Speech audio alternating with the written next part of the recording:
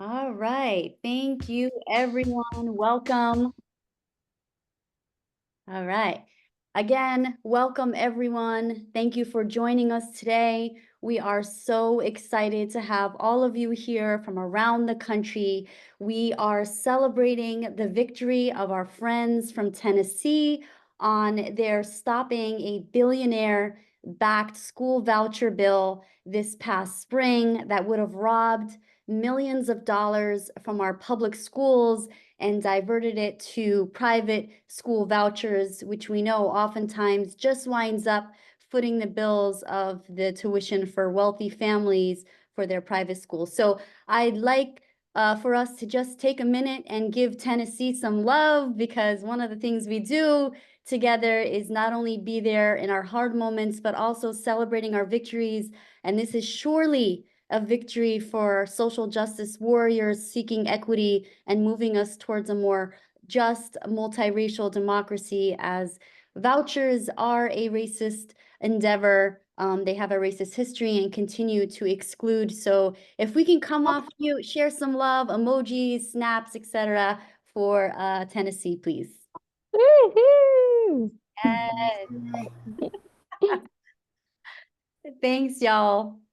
We wanted to organize this event not just to celebrate, but to help share the important lessons from the campaign that was built by some of the most incredible Tennessee leaders. And you'll be hearing from some tonight. Huge shout out to Public School Strong Tennessee campaign, statewide organizing for community empowerment, also known as SOCM, the Tennessee for All Coalition, and the Tennessee Education Association. I hope you all are as excited as I am to learn from them today. So my name is Asma Elhuni. My pronouns are she, her, hers, and I am one of the national lead organizers with Heal Together. Heal Together stands for Honest Education, Action, and Leadership. We are an initiative that was founded less than 3 years ago by Race Forward, in partnership with NYU Metro, the Schott Foundation, and state and local groups across the country. HEAL was founded in response to the recent wave of attacks on racial equity in our public schools. We are working to build a movement of students, parents, and family members, educators, and school board members in school districts across the United States who are fighting for an honest, equitable, and fully funded public education as the vision for the foundation of a just and multiracial democracy. Tonight, you'll mostly be hearing directly from the Tennessee organizers and the leaders who led the campaign to stop school vouchers in their state, and we'll have a bunch of important opportunities to take the lessons from Tennessee to your own states. So be sure to stick around at the end, where we'll share how you can get involved in our September surge to save our schools and democracy, no matter what state you're in. So now I'd like to ask my colleague Liv Cook, a former school teacher and now organizer with SOCM, who's been leading out the Public School Strong Tennessee campaign, to join us. Liv. Awesome. Super glad to be here tonight. So my name is Liv Cook. I taught special education for 3 years, and I live in East Tennessee, and I coordinate the Public School Strong campaign for Tennessee and SOCM, which is our anchor organization. Let's see. So SOCM stands for Statewide Organizing for Community Empowerment. We have a 52-year-long history of grassroots organizing, building up leaders across the state to shift the balance of power and build a better Tennessee. And Public School Strong is just one of our efforts that we have. We're a multi-issue organization, but this was born out of a need that we know that our schools need more, our families and our communities need more, and so we're empowering leaders across the state to fight for more and organize together. And so SOCM is the anchor organization that holds the Public School Strong work in Tennessee, but Tennessee for All is the coalition of amazing partners across the state who've also been part of this movement work. Tennessee for All is a coalition of faith, labor, and community organizations who are committed to good union jobs, strong public schools, and corporate accountability in Tennessee. So We'll get into the nitty-gritty of all of that a little bit later, but excited to be a part of this work with so many amazing folks across the state. And I will pass it over to Austin to introduce himself. Hey, y'all. My name is Austin Sauerbrei. I'm the executive director for SOCM. And it's so glad to be on with you all tonight, and very privileged to be in the company of so many folks in Tennessee who have stood up for our public schools and really made this victory happen, and are not stopping at the end of vouchers, but are really fighting for safe, honest, equitable, fully funded schools across Tennessee. I'm also a parent of a 5-year-old and an 8-year-old in McMinn County, Tennessee. And in just a little bit, I'll be helping to facilitate a panel from some of our amazing leaders here in Tennessee. With that, I'll toss it over to Maria. Hi, beautiful people. Can y'all hear me? Yep. Cool. I'm Maria. I'm with NYU Metro Center. And today I'm going to be talking a little bit. I'm going to be zooming out and giving a picture of what vouchers look like across the country and why it's a threat to our democracy. But first, I just want to share a little bit about my experience. I've been doing education organizing for 15 years here in New York City, specifically in New York State.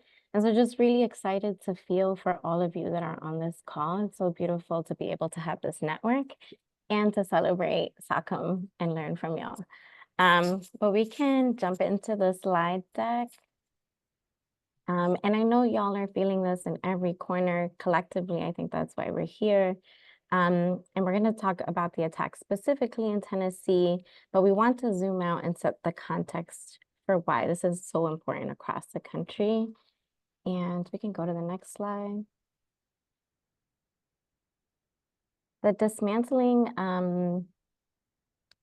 of public education is a concerted effort, and the attacks look like severe and pervasive underfunding, attacks on teachers, teachers' unions, teaching to the test, massive rounds of school closure, police in schools, and the list goes on and on. We're going to be talking a little bit about what the attacks look like in Tennessee and how they set the tone for the voucher fight in a little bit. And we can go to the next slide. And these attacks simply are a means to an end, and that's privatization. And the privatization is just simply the transfer of a business or industry or service from public to private ownership and control. And we can go to the next slide. And one of the most aggressive privatization efforts across the country are voucher policies and legislation. School vouchers redirect public taxpayer money from public schools to private educational uses, predominantly private religious schools. We can go to the next slide. The history of vouchers, like Asma said at the beginning, is rooted in racism and segregation. We want to just take a step back because this is really important to understand. To avoid compliance with Brown versus Board of Ed, in 1959, Prince Edward County in Virginia closed its public schools entirely. And then they created a tuition program that gave vouchers to white students and families to attend segregated private schools. And Edward County became a blueprint for other communities to use vouchers and avoid integration. And by 1970, there were more than 200 private segregated academies across the South. Next slide. And it's really important to make the connections to what's happening right now. And this is Bill Lee. A lot of you on the call are familiar with him, but this is dog whistle politics at its best. And this is a quote: "School choice is a civil rights issue of our time." So we know that this is rooted in the history of vouchers. And we can go to the next slide. And present day, it's spread and it's spreading. 11 states have voucher programs where all or almost all of the students are eligible for subsidies. And an additional 18 states plus DC have smaller programs. And what's behind it? And we can go to the next slide. It's all orchestrated, y'all. And this is really important to remember across the country and in Tennessee. It's billionaires behind the attacks. Not only are these billionaires influencing how we think about schools, but they're putting their money behind it.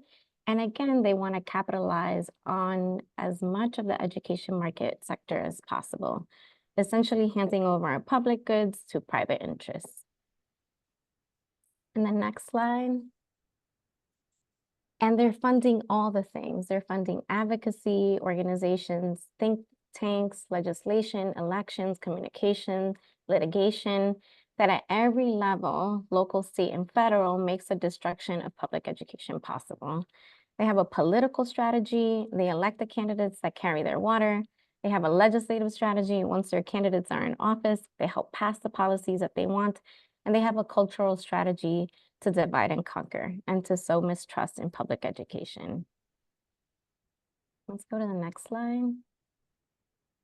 And they're getting their return on investment. The American Federation for Children boasted that it deployed $250 million to advance school choice over the last 13 years, and that led to $25 billion in government funding directed towards student choice. So they're getting their money's worth. Next slide. And what does that get us? Essentially, it means that private folks and folks that send their schools, affluent families that send their kids to private schools are benefiting. 80% of voucher users in Arizona, 75 in New Hampshire, 70 in Florida are wealthy folks that are already sending their kids to private schools. And most of those kids never attended a public school at all. Next slide. Another thing to note is that most vouchers are Christian religious schools. 91% in Ohio, 96% of vouchers in Wisconsin. The numbers are high, and we know that this is where it's going. And next slide. And why that's scary is because there's a lack of accountability. In Florida, where there are over $4 billion being spent, or 22% of the state's education budget is now in education savings accounts, a form of vouchers. And this means there's just a total lack of accountability, no compliance with state accreditation laws, no compliance with curriculum standards, not adhering to discrimination laws.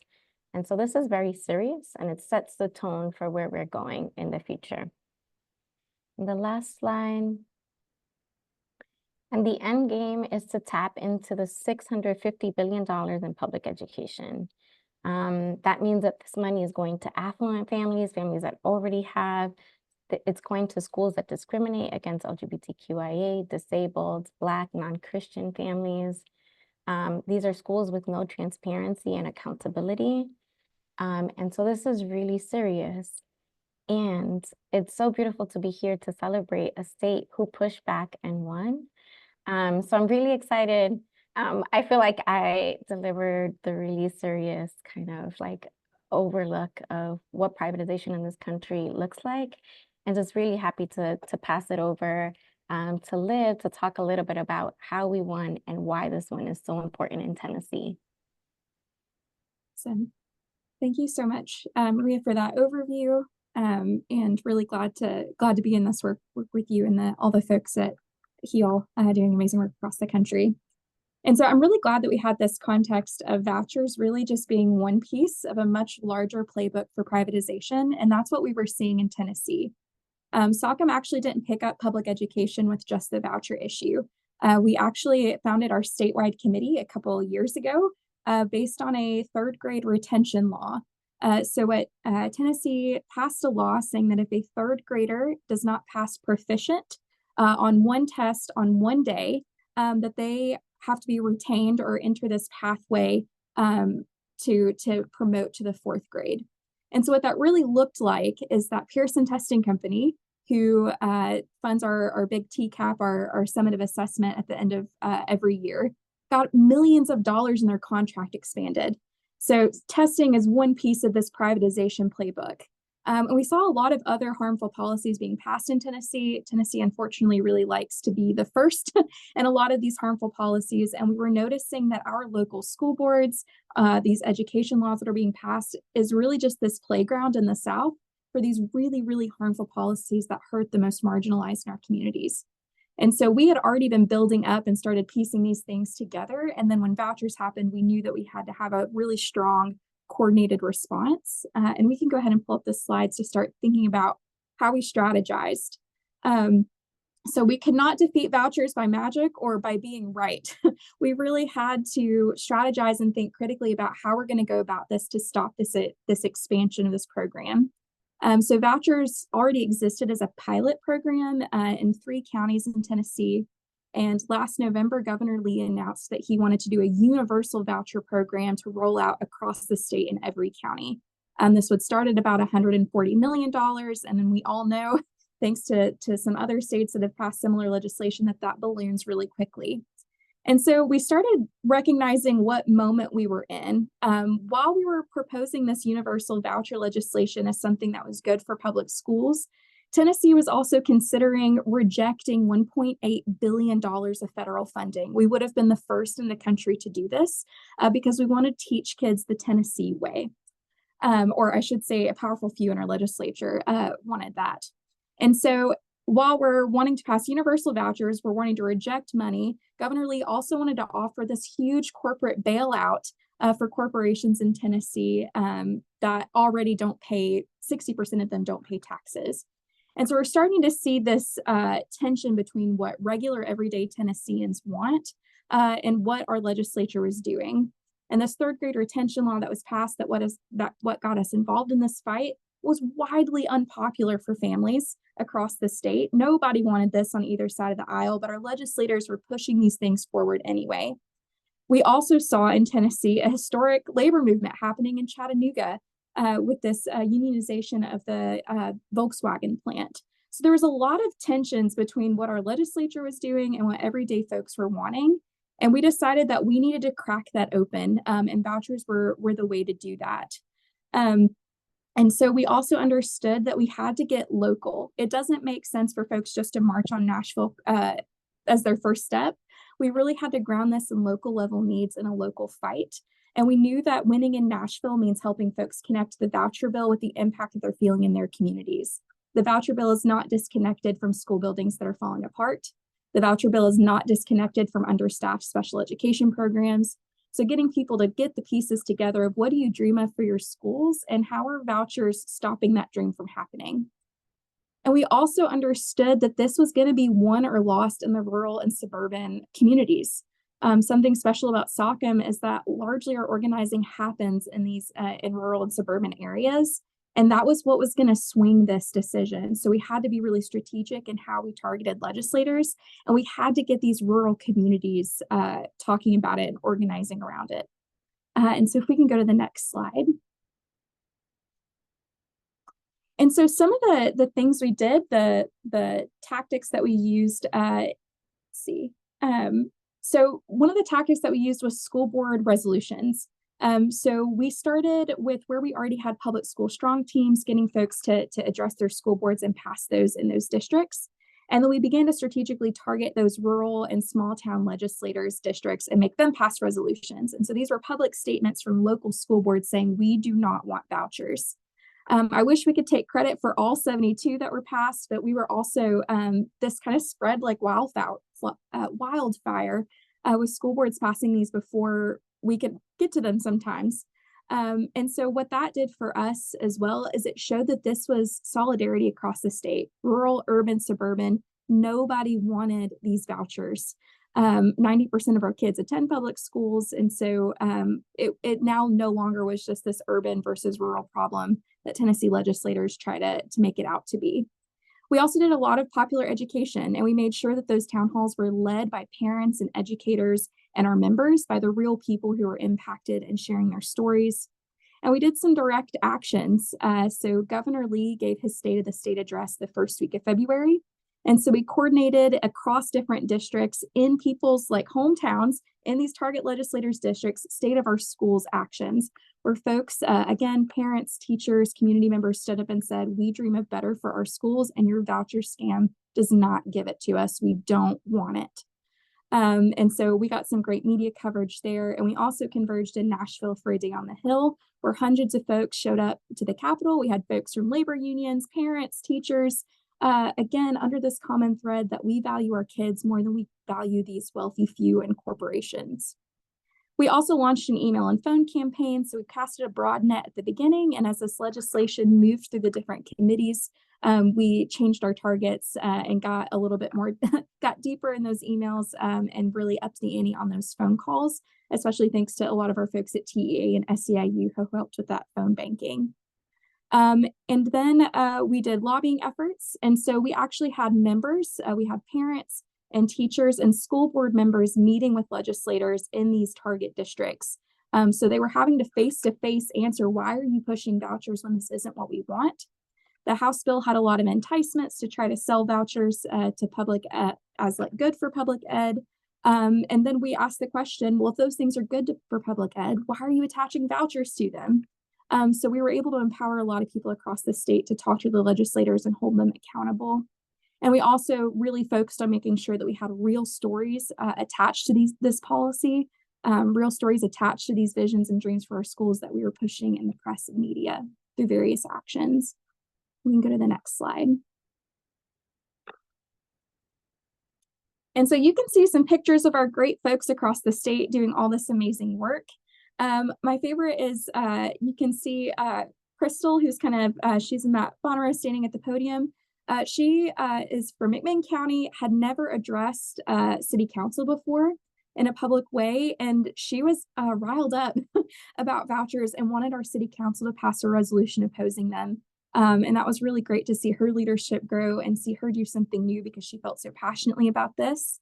You can see Dustin and his family up here at the Capitol with us, and you'll hear from him later.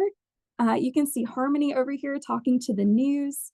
And you can see my friend Anna up in the top holding up a sign during Governor Lee's State of the State address. So the one thing that I really loved about this is, yes, we were defeating vouchers, but we were also growing leaders and growing voices and shedding a light on all the people who support public education, which we know is a popular vision. And that was really, really beautiful to see across the state. We can go to the next slide. And so part of our messaging is we knew that we had to build a bigger we. Republican versus Democrat was not going to work. We had to be explicit about who the villains were, which were these wealthy few, these powerful politicians, and these big billionaire-backed organizations like Americans for Prosperity and the American Federation for Children. We had to bridge that urban and rural divide, and we had to really capitalize on this moment that said Tennessee again and again is putting the interest of corporations and wealthy few over everyone else. We grounded our policy demands in real stories and real people who were most directly impacted. And it became an up versus down conversation, not a left versus right. And we were able to get bipartisan opposition from people on this voucher scam. We can go to the next slide. And so you can see there, the media responded to our messaging. We maintained that media spotlight. There were tons and tons of headlines. I can send out a list of all of our media hits there, but they responded to our messaging, and it was real voices that were being uplifted. And anytime you saw Americans for Prosperity or pro-voucher folks in the news, it was these out-of-state wealthy agitators. But the real people who were impacted were saying, we love our public schools and we don't want vouchers. Go to the next slide. And so our messaging was popular with the media. You can see Dustin here, and I'll let him share his story later.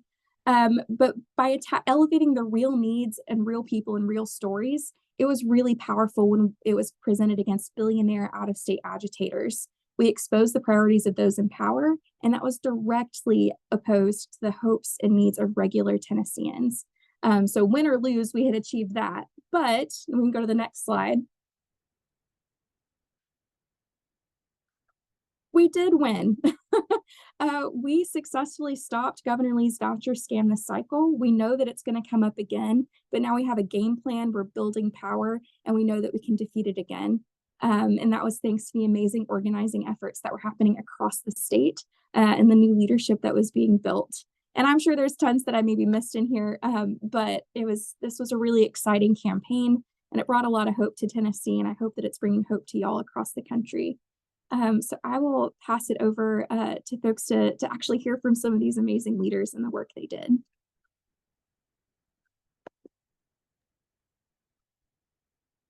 Right. Thanks so much, Liv. So Liv gave that amazing context setting for the strategy and the work that it took to get this victory. But I think the most critical thing in what Liv went over was that this was won by everyday, ordinary people coming together and taking action in their local community. As Liv said, if we start at a state action and don't make that connection to our local communities, we don't win. And so we're going to take a little bit of time to hear from just a few of those folks across the state who really stepped up and took action in a big way. So we're going to hear from Dustin Park, who's an amazing public school strong leader and parent from Blount County, Tennessee. Angela Wynn, who's also a public school strong parent from Rutherford County. And Kat Bike, who is a public school strong parent in Knox County and is also a school board member with the Knox County School Board. And we'll also hear from Jake Sweeney, who's the Assistant Executive Director of the Tennessee Education Association, really supporting so many of our teachers across the state to take action. So before we dive in to this panel, wanted to note, we're going to go through a list of questions. We'll hear from folks, but if you guys have questions, please put them in the chat. And to the degree that we have time, we'll try to loop back to some of those questions you put in the chat. So please feel free to use that.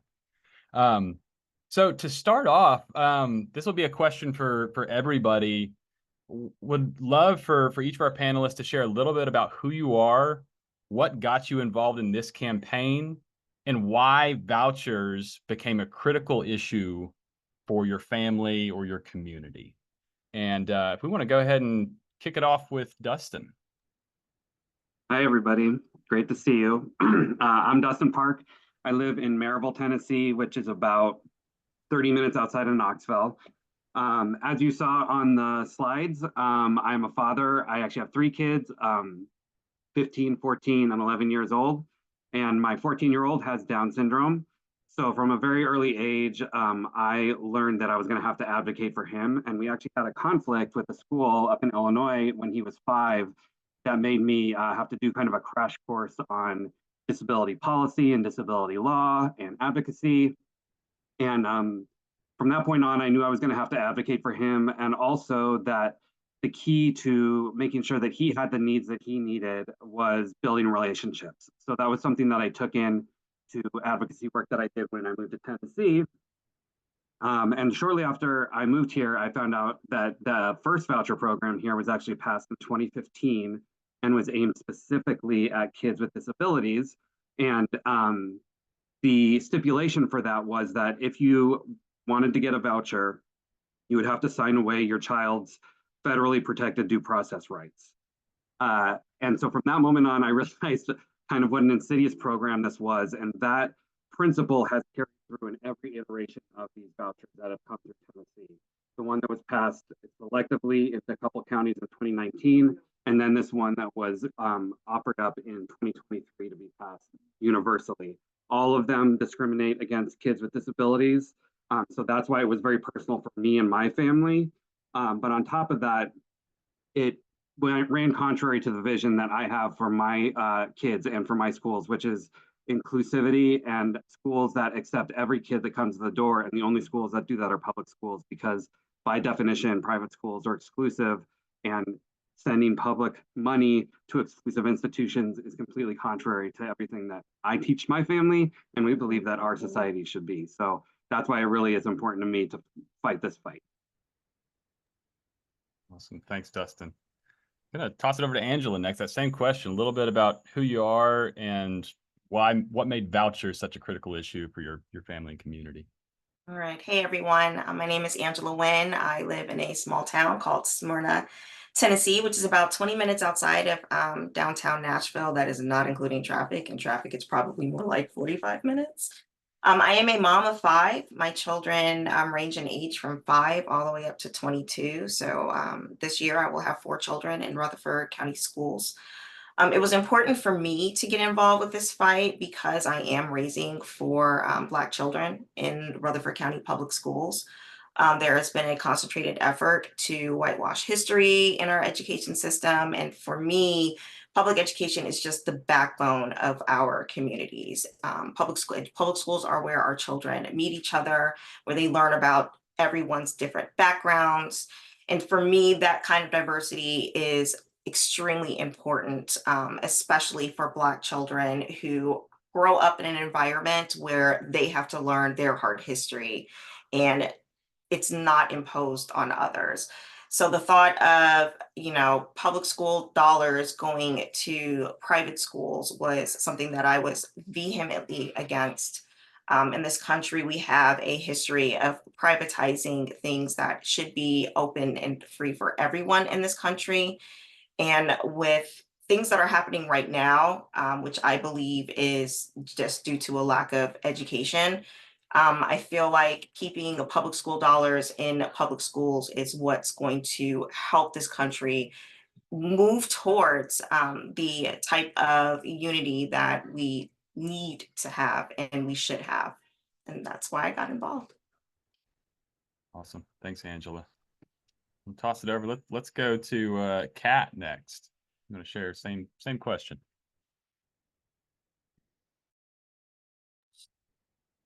Hello, my name is Kat Bike. I'm in Knoxville, Tennessee. I'm on the Knox County Board of Education. I think my involvement probably starts from my childhood. I went to public school and in rural Florida, and from a family that's roughly just above poverty line. And so we just didn't have a lot of access to things. And so in the 80s and early 90s, charter schools were coming in, and those were not available to us because we lived so far out, and I had a single mom that worked and just she couldn't drive us everywhere and do all of those things. We had to take the bus. And so having that kind of experience as a base, and then now I'm the mother of 2 kids, and they're now 10 and 12. So also I struggled in school. I didn't get diagnosed with autism and a couple other things until my early 30s. And so then when my son was very, very young, and I guess it was around the 2015 time, he was struggling. He was in TEIS, the Tennessee Early Intervention System, for a lot of delays and things like that I didn't quite know what they were. And that's kind of around the time when I got my diagnosis, kind of through him, because it was like, well, he's doing that and they're saying this is him, that's me too. And so I started to worry about what school would look like for him and what I had experienced. And so I'm a researcher and investigator and just curious. And so I was like, oh, a coupon to go to a private school. I didn't know anything about private schools. So I started to investigate and really found that that I don't know that private schools are better, even though they're billed to be better. I think the only thing they do is exclude a certain population. And I love the diversity that I grew up in. It made me a better person. And that's what I want for my children, is to have that, because they're not growing up in an environment where they're going to be, when they're adults, they're going to be separate from all of those things. And I don't want them to be separate from all of those things. I think community is better and we're all better together. And so that was really important to me. And then, looking into vouchers in other areas and stuff like that, just made this really important to me. Awesome. Thanks so much, Kat. I want to toss it over. Same question to Jake. All right. Thanks, Austin. And it's a real privilege to be on here with all these great parents who are engaged and ready to keep fighting for what they believe in. I have been at this for 20 years, so it's in my DNA. I've been an education organizer for a long time, and it's in the DNA of the Tennessee Education Association. Our mission is to protect and advocate for our students our profession and our members, and to create a great public school for every student, every student. And Vouchers undermines that mission in so many ways, as was discussed by the NYU folks. 95% of our students in Tennessee go to public schools, and we're determined to protect them from these unaccountable privatizers who, like the lead sponsor of the bill said. I mean, what was fascinating about this debate at the end was the lead sponsor of the voucher bill was secretly recorded saying that they want us to throw the whole system in the trash. And we're not going to let that happen. And we're going to try like hell not to let that happen. And so that's why we're here, and we thank everybody for their efforts. Awesome. Thanks, Jake. So now I've got a question specifically for Dustin and Angela. So really thinking through this campaign was built out. You have your reason for why this matters for you and your community, but wondered if y'all could share one or two specific ways that y'all took action with other parents and other community members, and why did it matter that you were connected to other parents and teachers across the state through Public School Strong? And why don't we go to Angela first? Yeah, so I think the biggest thing for us was showing support for our school board when they passed their resolution. We arranged for a press conference with the help of SOCM and with another parent group that I work with called Safe RCS. Hi, Sarah. Just me and a bunch of moms trying to make sure that all of our children have access to safe and equitable schools, and we've been doing that work since 2020. So our school board is really contentious right now. They don't really agree on a whole lot of things. But for this, they agreed on it. And we wanted to make sure that we stood up and supported them and let the entire state know that Rutherford County, not just the parents, but the people who actually are the ones who are facilitating our schools, didn't agree with it as well. Awesome. Thanks, Angela. Same question for Dustin. I will jump off what Angela said, that I spoke earlier about building relationships. And before I joined the work with SOCM, I've been on the education committee for our local chapter of the NAACP for about 5 years. And we had started similar work in attending school board meetings every month. We have 3 different systems here in Blount County. We have designated people to go to each one and to start to get to know their school board members and their directors of schools. And I truly believe that literally those years of work of building those relationships with those people helped prepare us for this, because by showing up every month, by advocating for the public schools, we're building trust with those officials, so that when we get up there and say, hey, we do not want these voucher programs, they know us and they trust us and they will listen to us. So same deal. I was very proud in Blount County here. All 3 of our school systems and all 3 of our local governmental bodies all passed resolutions against the voucher bill. So I think that that's a huge thing. I also just want to say that that day on the Hill that we did in March, Angela and I were there, was a huge thing to see all the people from across the state, from Memphis to Knoxville, show up together, meet with legislators, advocate to them face to face, and then have that rally on the steps of the state capitol. It was a really powerful moment of collective action, I think. Awesome. Thanks so much, Dustin. So we're seeing some questions roll in the chat. We'll get to those. Wanted to toss a question over to Kat. So thinking as a school board member, a critical tactic and a part of this work was engaging school boards. And so wanted to hear from your perspective, what was the impact both in Knox County, but in other counties as well, of having folks actually, parents showing up, educators showing up and engaging with the school board around state issues? Sometimes we sort of confine school boards. Oh, well, that's a state issue. It's not our wheelhouse. Why does it matter that folks are engaging with school board about state level issues?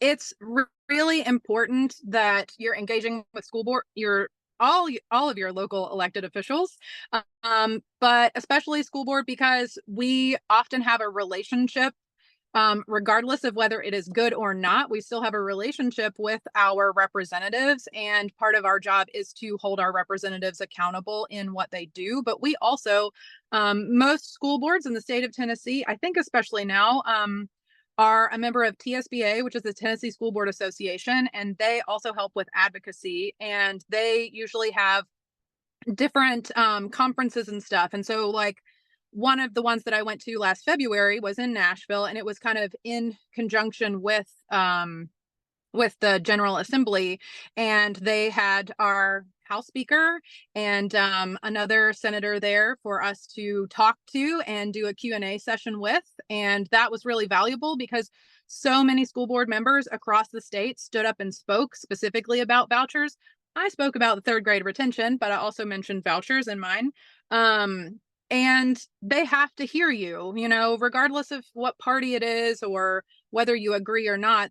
They generally have to listen to school board members.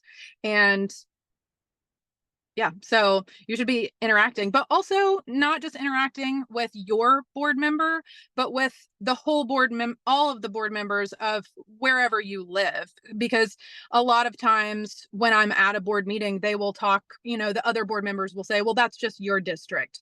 But it's not always. The people reaching out to me are not just from my district. And so if you're reaching all board members, then that has a bigger impact than just one board member saying something and they're not actually seeing the volume of people that's behind it. Awesome. Thanks, Kat. So tossing it over to Jake. So working through the Tennessee Education Association, working directly with teachers, maybe a quick two-part. What did you find to be an effective tactic to engage teachers in this fight? And why do you see it as important for teachers and parents to be showing up together in this work?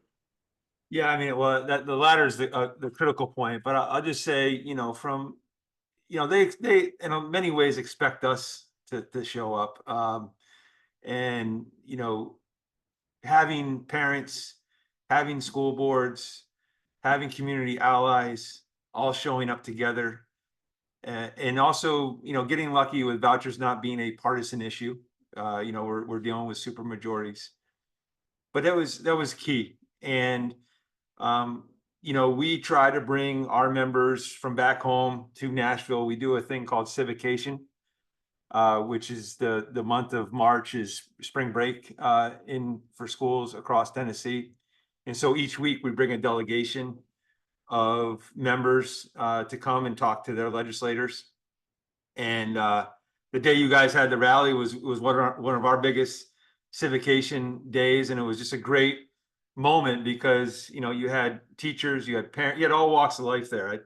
I think some of the homeschoolers were there too that day, and they happened to be on our side this time around. All the homeschoolers, which is a key, was actually another key component to this fight. But you know, it just makes it much harder when, you know, we often talk to the legislators and say, vote your district.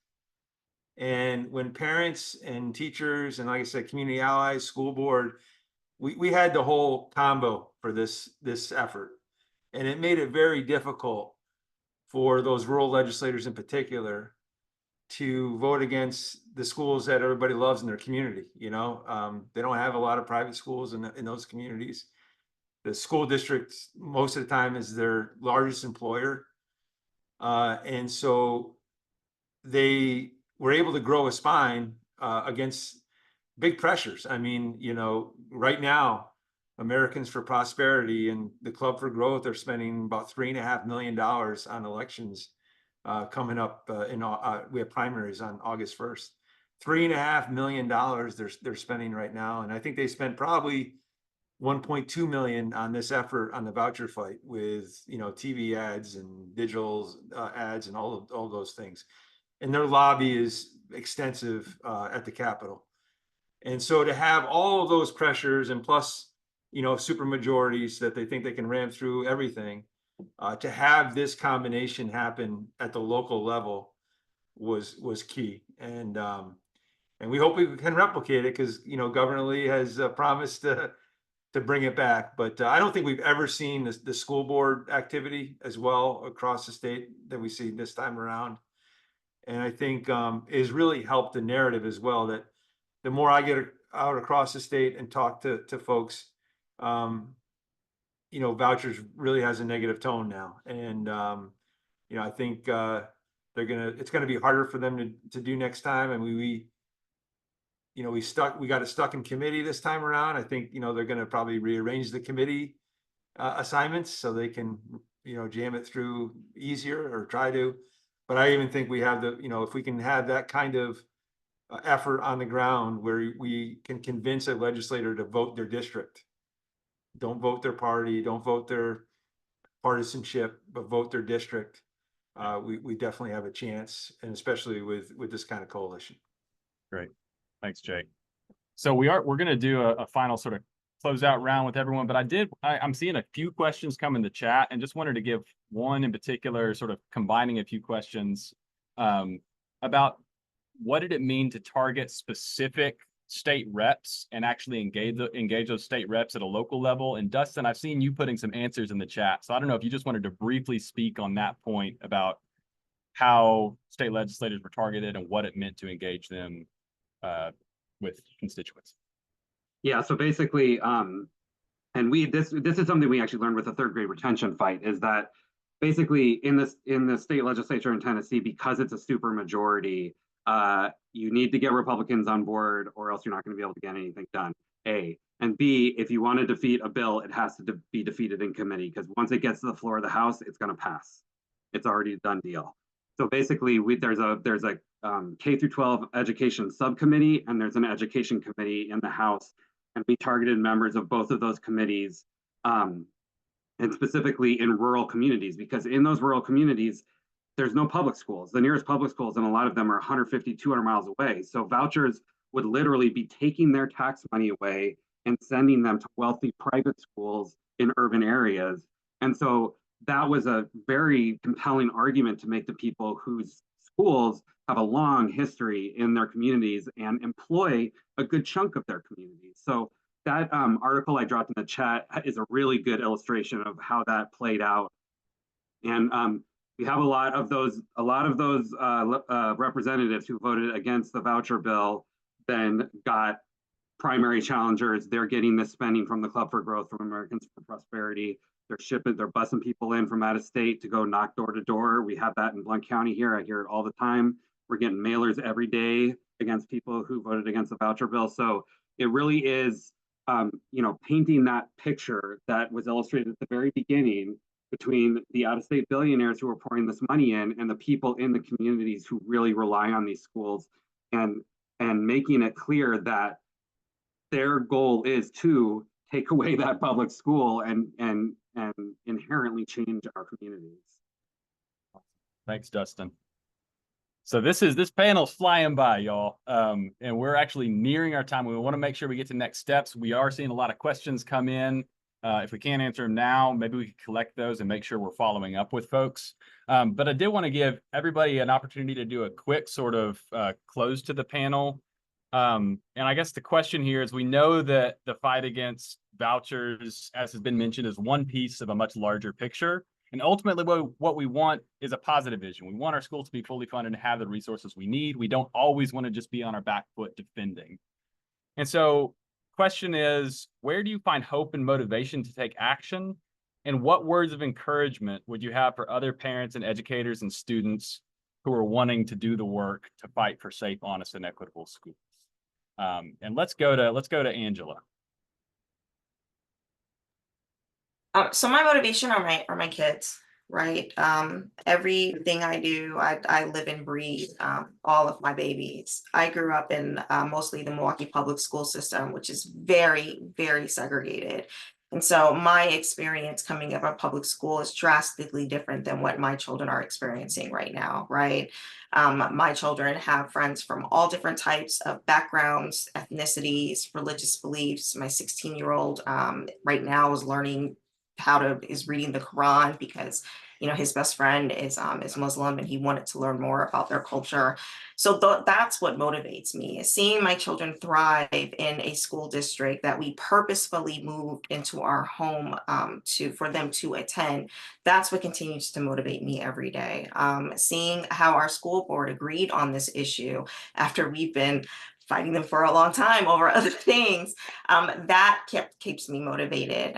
As Dustin said, we were able to do Day on the Hill, and speaking with legislators across the aisle and kind of looking them in the eyes and seeing their facial expressions change as they kind of understand from our point of view how we would see vouchers not benefiting our kids at all. I know one rural legislator of a rural county said, I really need these funds for my school, even though we don't have any private schools in our district. And my question to him was, yes, they're attaching this money to give to your district for now, but is that going to continue every year? Are they going to increase it depending upon, your needs in that school district? Like, those are the things that you really want to be able to get in front of people and to say, and to see them actually taking that information and understanding where you're coming from as a human being and as a parent who is invested in ensuring that all kids have a safe and equitable education.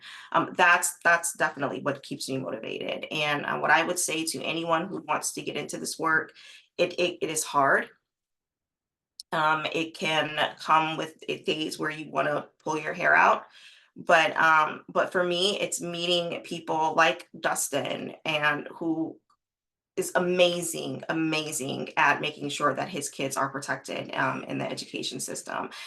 Knowing that you have like-minded people that are fighting with you, that's what I encourage all of you to hang on to when things do get rough. Thanks, Angela. Quick, same question. Let's toss over to Jake. All right, I'll be quick, Austin. But yeah, I mean, what gives me hope? I mean, I don't want to sugarcoat it. It is a tough environment that we all work in, I think, in Tennessee. But what gives me the most hope is, poll after poll that I've seen, parents love their public schools in Tennessee, and that's what's gonna win the fights in the future. We made some inroads on fourth grade retention, not third grade retention this time around, but fourth grade retention. And so there are moments where we can work with the legislature and we can find common ground and we can move things. And I hope that, we can get past this voucher fight and do, there was a number of positive things that were in the voucher bill. Less testing, more time for teachers. There was just a lot of good things, and we're going to have those conversations in next January. And that brings me a lot of hope too. Thanks, Jake. All right, let's toss over to Kat. What gives me hope? What started giving me hope was when I was out knocking doors. I never intended to run for office. I don't like to have my picture taken or to public speak or anything like that, but it was really inspiring to connect to all of these families and find how many shared values that we actually had, regardless of what our party is or anything like that.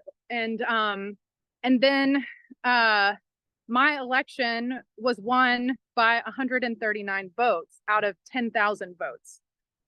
So that gave me a whole lot of hope that, my voice matters and how I represent people matters. My campaign raised $30,000, whereas my opponent's campaign raised $100,000. So I would say for other people, don't lose hope just because of money or where it's at or big billionaires or anything like that, and that every single vote counts and local elections matter. Thanks, Kat. All right, to you, Dustin. I just want to give Kat a shout out for helping put down a book banning issue in the Knox County School Board. Thanks for doing that. That shows how important those 100 votes are. I think for me, so much these days obviously is divisive, and this voucher fight was the first time I really felt like there was common ground, and it was not a partisan issue, and I was able to bring this to people who I normally would not have brought other issues to because I knew it was too hot to touch. And in that way, I find hope because it shows a path forward, I think, not just for education, but for our community as a whole. And I think that that speaks to the whole nation at where we're at right now. I also find hope. I mentioned before that I'm on the education committee for my local NAACP, and there are people on that education committee who are some of the first kids who integrated our schools in the 60s. And they're still doing this work 60 years later. So to see them doing that is always incredibly inspiring to me. And in terms of encouragement for people, I would say no action is too small. It can seem daunting, especially like for those of us who do a lot. So, you know, writing an email, making a phone call, going to a school board meeting, not even talking. The littlest thing matters because those all build up into a bigger collective action that is promoting your public schools. Awesome. Thanks, Dustin, and thanks to the whole panel so much for being on and sharing this. I know that we could be on for another hour and a half fielding questions. And so what we want to do is if y'all do have questions, we can make sure to put our contact information in the chat. We would love to follow up and get in touch and talk deeper about more specific tactics. Liv and Asma are going to talk about next steps in just a moment. But again, thanks so much to our amazing leaders and everything has happened and continues to happen across our state to make sure we have honest, equitable, safe, and fully funded schools. So I will toss it over to Asma, I believe. Or Liv. Yeah, so I think we're going to drop a poll in the chat. And I want to see from folks who is ready to defeat voucher scams in their state. Who's ready to step up, make this happen? Oh, the immediate yeses. Good. All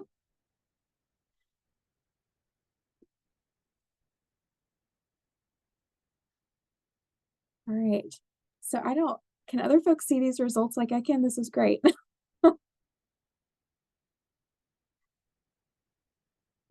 All right.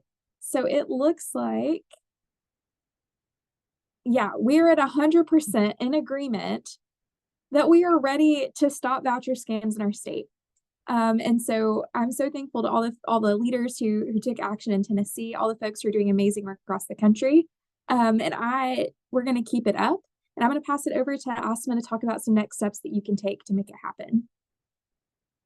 Thank you so much. Appreciation for the Tennessee panelists, the organizers, sharing your stories, how you got parents and educators and families involved, and as school board members, the importance of speaking up and how they have to hear you, and sharing the hope, including the motivations of organizing around voting. I'm leaving thrilled with Angela's child being okay with Muslim classmates.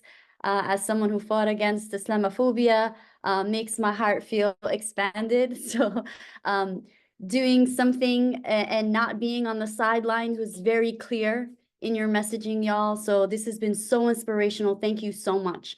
So as you've seen here tonight, Public School Strong campaign can be a very powerful force to protect, promote, and strengthen public schools. It's not just happening in Tennessee.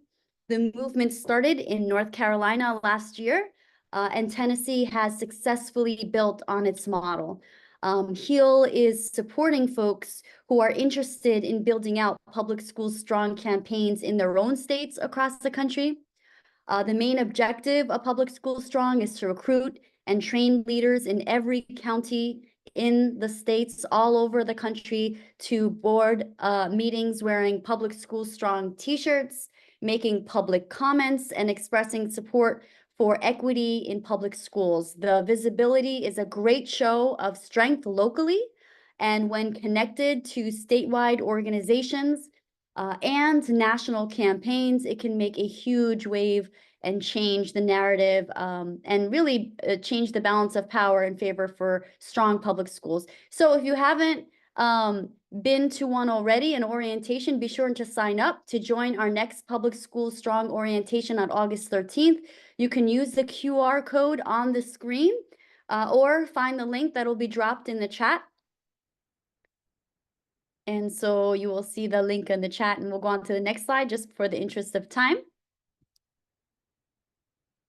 Public School Strong's next major push as we approach back to school session is our September surge, where we're aiming to mobilize thousands of people to attend school board meetings nationwide. And we are inviting you to bring the action to your local community. There are many ways to get involved.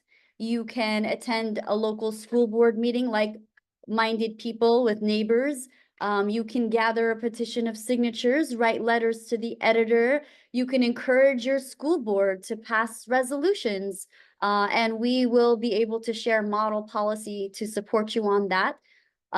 You can even host house parties. I know some states of ours are actually hosting house parties to build community in their school district around an issue related to what they're organizing around to promote public education. So if you join us on August 21st, you'll hear from inspiring leaders in battleground states and get the tools you'll need to hold a September surge action in your local district. Next slide, please. All right, y'all. Last national opportunity, you're going to hear from Liv also after me, so stay tuned. But for the last national opportunity, I wanted to mention we're going to be hosting a national book club this fall with the incredible public education author, journalist Jennifer Berkshire. We just published an amazing she published an amazing book that she co-authored called Education Wars. It's amazing. I'm currently reading it halfway through.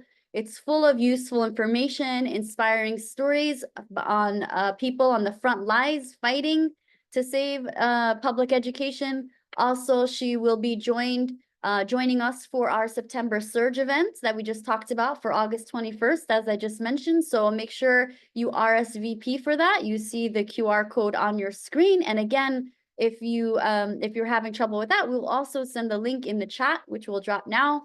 In case anyone's wondering, we'll be sending up a follow-up email with slides from tonight and also all the links we've shared and the recording for going back and maybe watching it again. All right, now I'll pass it to Liv to share what's happening next in Tennessee. Yeah, so we know that vouchers is just one piece of our longer movement. We want honest, equitable, safe, and fully funded public schools in every district in Tennessee. And if you live in Tennessee and want to get involved in this movement, we have our own statewide orientations. Our next one is going to be August 19th. And we are also doing a September surge, and that registration link is live. And you can find all of our state trainings there at that link, linktree/SOCM Public Ed.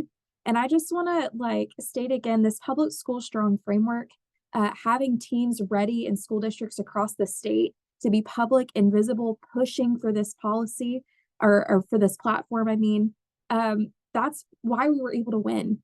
Having that public consistent pressure and building these stories and building that solidarity. So definitely whether you're getting involved nationally or here in Tennessee, definitely be a part of this movement. I'm so thankful for the work that's been poured into this and that as it continues to grow. But yeah, go to that link and you can find all of our upcoming events. We've got lots of them coming up in August. And I think that rounds us out at the end. So thankful for everyone that was here. Thank you for everyone who dropped your questions. Feel free to reach out if you want to dig a little deeper, but would love for folks to drop a word in the chat for how you're feeling before you log off. And yeah, thanks again for being here. Go team. Yeah. Empowered, energized, activated, amazing, hopeful, inspired, proud and connected, inspired, determined, ready. I love it. Solidarity, fired up and focused. We've got a good crew in here tonight. Grateful. All right. Thank you all so much for being here. Love seeing all these visions of hope and glad to see the work that you continue to do in your state.